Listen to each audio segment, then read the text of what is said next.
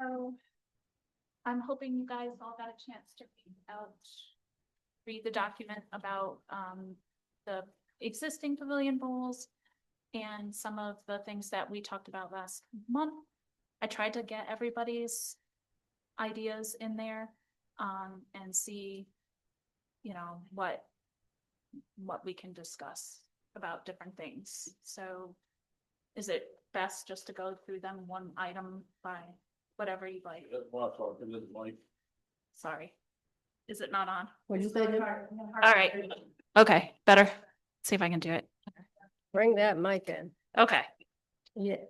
So do we want to do, we'll just start one by one, probably, and then we can add on others as needed. So if we decide. So the first one is just the maximum occupancy.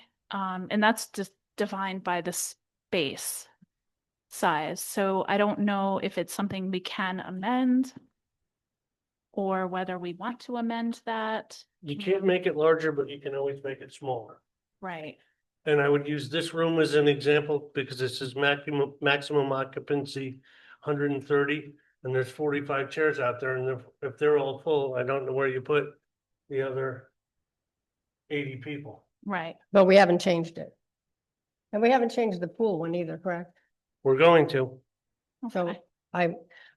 I'll just, unfortunately, Steve can't be here tonight, but he did, want to weigh in on some comments, if I may. He said I wouldn't change it. It's an open sided area, unlike other buildings with occupancy standards.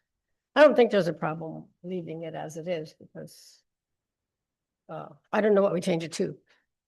Well, why don't we listen to some of the people that live around it, their ideas? I know you don't want public comments, but I think the people that live around it have more of a stake in it than anyone. Well, this is not what the workshop is about. Is that, Okay. Isn't that true, Jim? Yes. Okay, so let's stick to that, please. I'll just say, that in most room, I'm sorry, can you hear me now? Yeah. Okay. Got it. In my experience, when there are room occupancies posted, there are different numbers for standing or seated. So you can obviously fit more people in if it's like a standing event than a seated event. So I don't think we really want to get into that much detail. So leaving it as it is fine with me.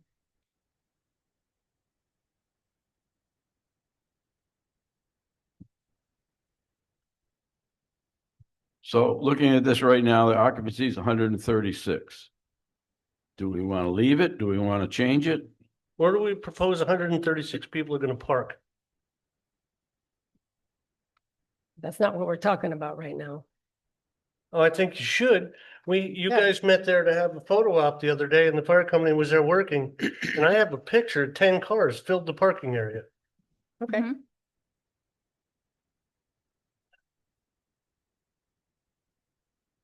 We will need to deal with that at some point, but right now we're just making the occupancy rules. So I think we should leave it, but that's just my opinion, and I think it's Steve's as well, who was very involved in the entire project. What about dropping it to 100? That's 30 less people. Still would be a lot, you know, I mean, that's still a large amount of people on the ball field.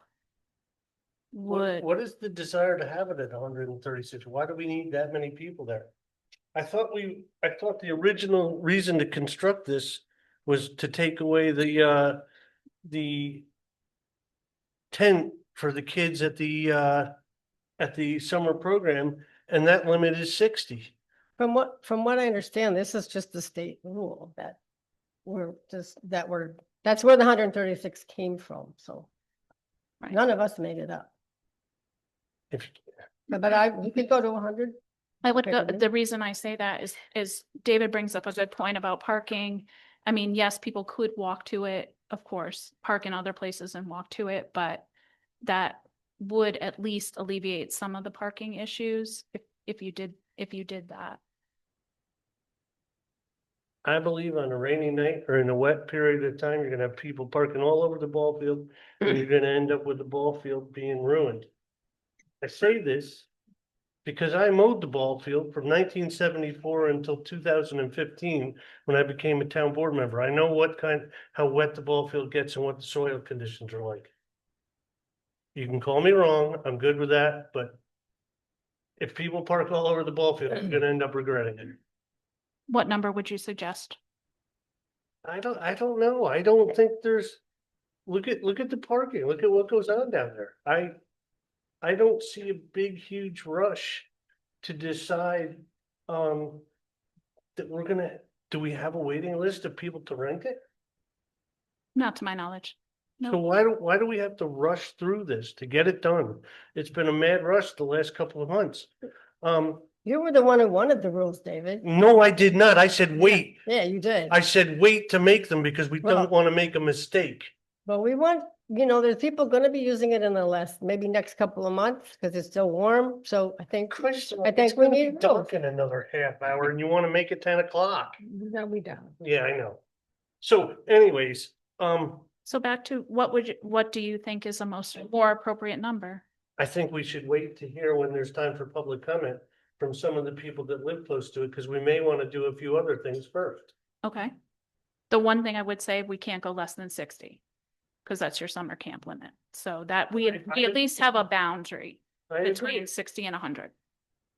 If we're willing to go down to at least 100 to discuss to start. So we've got at least something to work with. Okay, perfect. Well, we'll move on and we'll hold off on that and then let's say 100 for now, and we'll wait, and we can always change it. okay.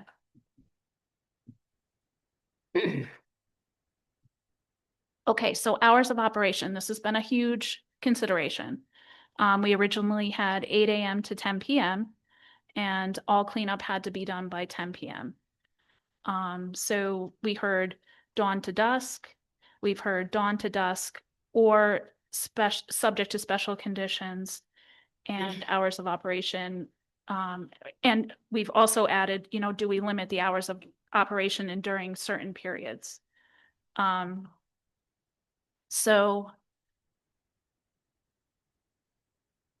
I guess the first option that Steve had weighed in, at least to say that he was in favor of, was dawn to dusk with subject to special permit conditions. And the reason why he was advocating for that was because of if, let's say, the Opera House wanted to have an event and they were going to go a little bit later there, then they could apply for that. But it would have to be on a case-to-case basis and it would have to, meet all other constraints. So that was his suggestion. I like that option as well. Yeah, I'm in favor of dawn to dusk. I also am not in favor of events of the pavilion being reserved for nighttime events at Okay. all.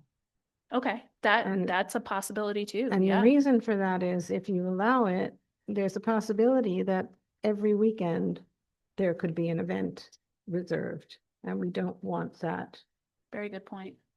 for the neighbors around. So then it honestly could just stay dawn to dusk and no permit considerations. You just can't go after dusk. Any time of that it's open. So, So strictly daytime. I think dusk is gonna get you a lot of trouble because everybody's got a different interpretation of dusk.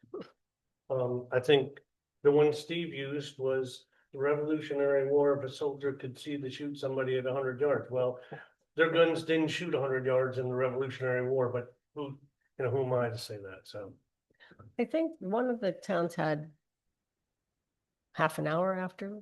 if you go to the state sunset. park I mean, right now, every other town uses dusk. yeah, most of them do. We can define that or not. the state park changes all year long. At one point it's open till 9, at one point it's open till 8. I was there Sunday evening and now it's open until 7.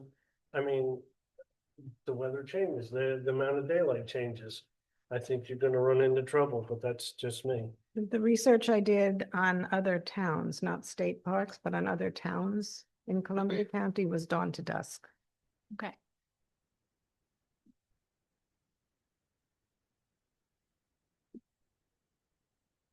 So maybe just leaving it at that. Dusk. would be good. I'm happy with that. Mhm. So no special permits. No, Okay.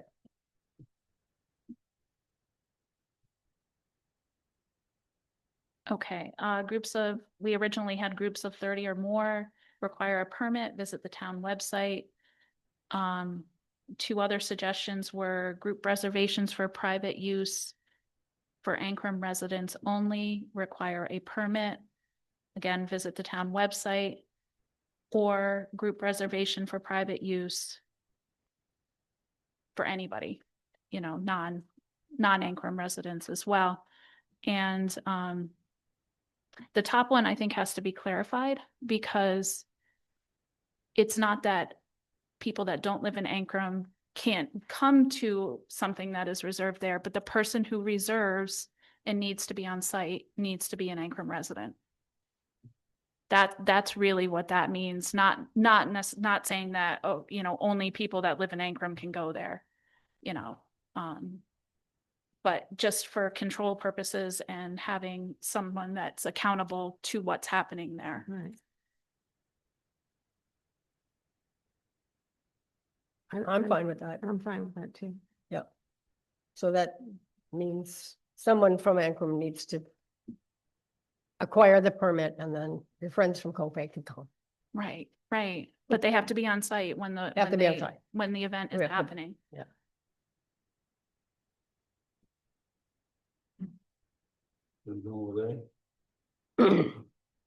So far, yes, going with A.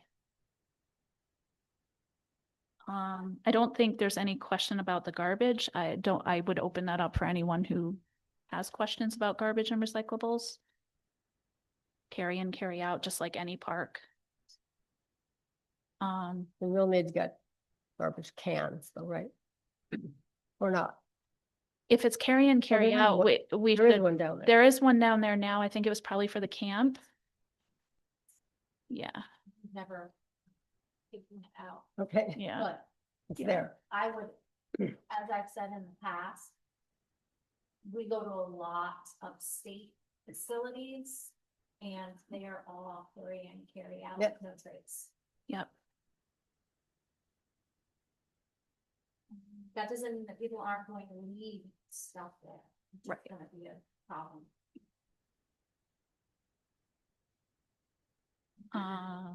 Let's see, no loud music. Nope. Do we want to define that more? I mean, we do have a noise ordinance in the town, which can be hard to enforce, but we do have it. I would hope, I'm not sure that's enforceable yeah, with the, It's not enforceable. no, it's not. yeah, So they can say it, and hopefully people will be respectful. right. That would be nice. Right. What are you going to do per se? Music can come in many different forms. Mhm. What if somebody shows up with a band? A live band? That could be very loud. No, I'm not going down. But, I mean, it is a possibility. Right. I've been at events at the landowners and there's been live music. We've had events here before. There's live music. Not all live music is loud, Right. but I just came from a concert this weekend and there can be very loud music from a live band. So I'm just throwing it out there that it is a What do you think? possibility. What's the answer? I don't know if there is an answer for that. The one thing, if we are limiting it to dawn to dusk, nothing after dusk, then you're not Right. talking about a band playing all into the hours of the night, which would be upsetting.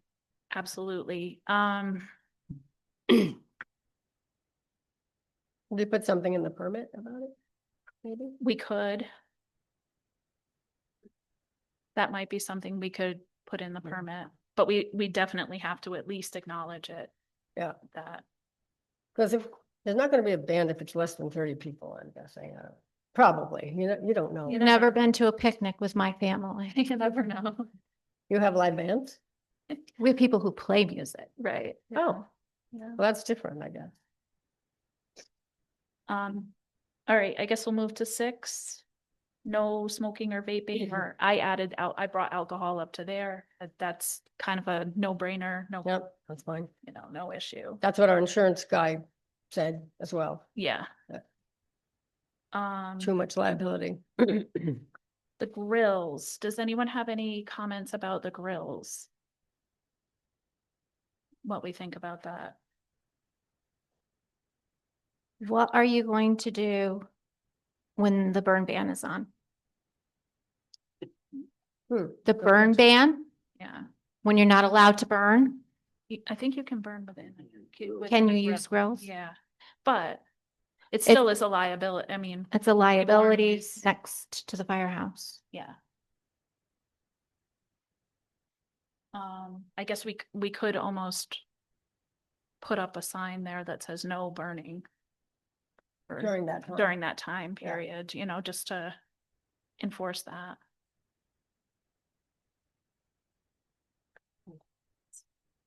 I mean, I think we gotta think of every. I know.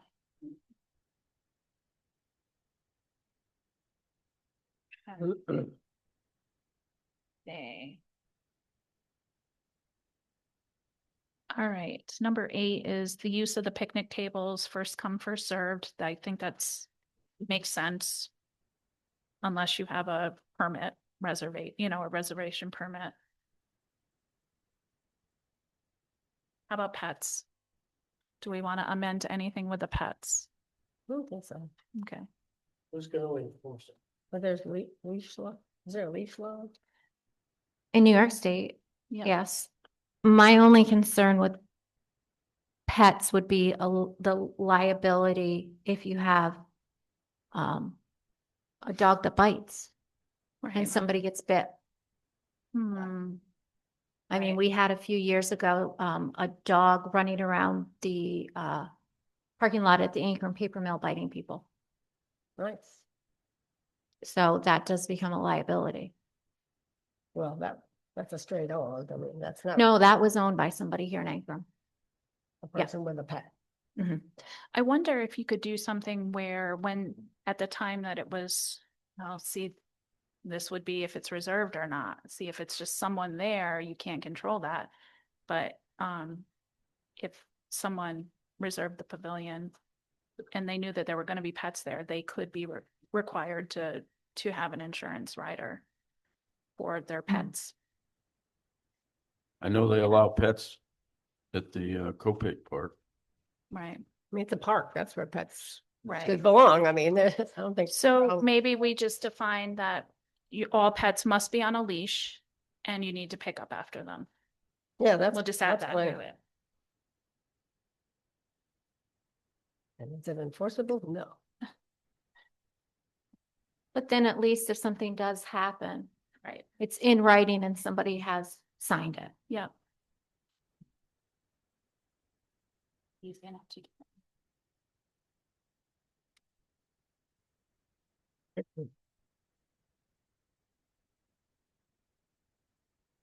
Okay.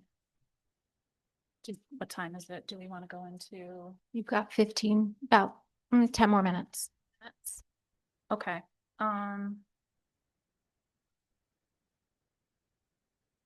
right. So we had a couple of other permit issues and questions. So this is not necessarily rules, but thoughts about the reservation system and things like that. So reservation by the pavilion is Ankrum residents only. If a person reserves the pavilion, they must be in attendance. I think we kind of went over that. So that kind of goes back to the other things.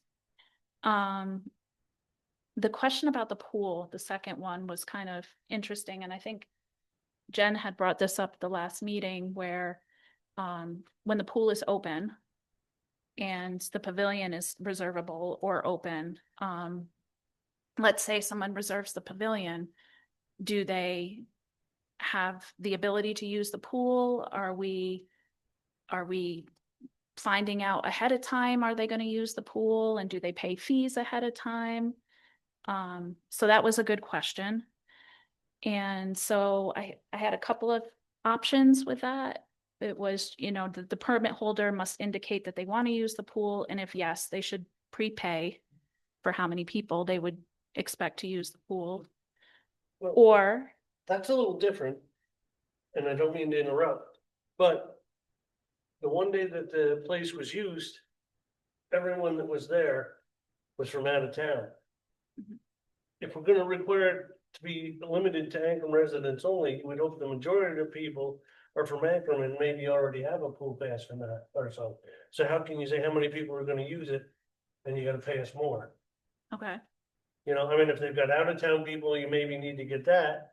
But if we're gonna require it to be a per Ankrum, I don't think that's as big an issue as it was the day that there were 30 to 40 people from out of town wanting to use the pool. good point. Yeah, so I would say, Colleen, item B, the Mhm. use of the pavilion does not imply use of the pool. The pool is subject to capacity restrictions, and then you can add fees apply for non-Ankrum residents. That could be a good way to do it. Because yeah, they really should be separate and, you know, but we also have to realize that if people are using the pavilion, they're gonna see the pool there and you know, potentially want to use it. So I like adding that in there, Amy. Um,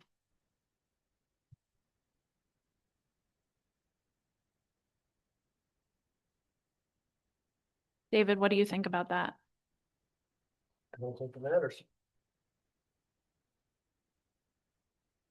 You mean, you don't think it matters whether we have that in there, or what do you mean by that? I think it doesn't matter what I think. You guys are gonna do what you Oh. want, but I think B is the best choice. Okay,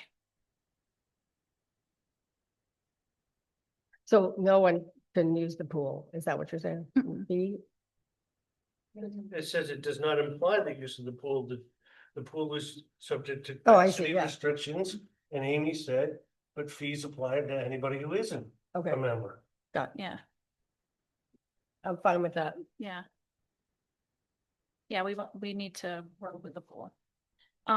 Let's see, so I put on here reservation, we have a reservation calendar on the website. This is in theory, once it gets going. So people can see what dates the pavilion is reserved. I think that seems reasonable, and of course, it wouldn't have personal information on it, it would just say pavilion reserved. Just so people can make plans if they want to see when it is reserved and when they can use it. And Steve added something. He said a complaint number on the website too, so that there is a direct number that someone can call about loud music, after hours use, and anything that they see, so that it can be handled in a timely manner. And of course, there's also the sheriff's office. If something is not right. As I understand it, Steve has volunteered to be that person For 1 year. for 1 yes. year, yes. Which would So- be, it's good for us because that allows us to Volunteer, see you our, wanted a fee. He That's volun- volunteer if you get paid. We haven't worked that out yet, Okay. David, so, he's volunteering to do it for the moment until we Right. can figure out ongoing what we want to do with that, but yeah, I'm really grateful for him for doing that because, we're gonna need that for some enforcement if anything comes up. and I think it's nice because it will allow us to see what kind of, we don't know what kind of usage we're gonna have. So, and are we gonna need to have someone that actually is administering it? We may not, it may be something that can be done fairly easily, Yeah, you know, but we don't know that, so it's kind of good to see how that goes. All right, that's all I have for rules and regulations. And then we can obviously discuss it more in the regular meeting and make some decisions. thank you, Colin. Yeah.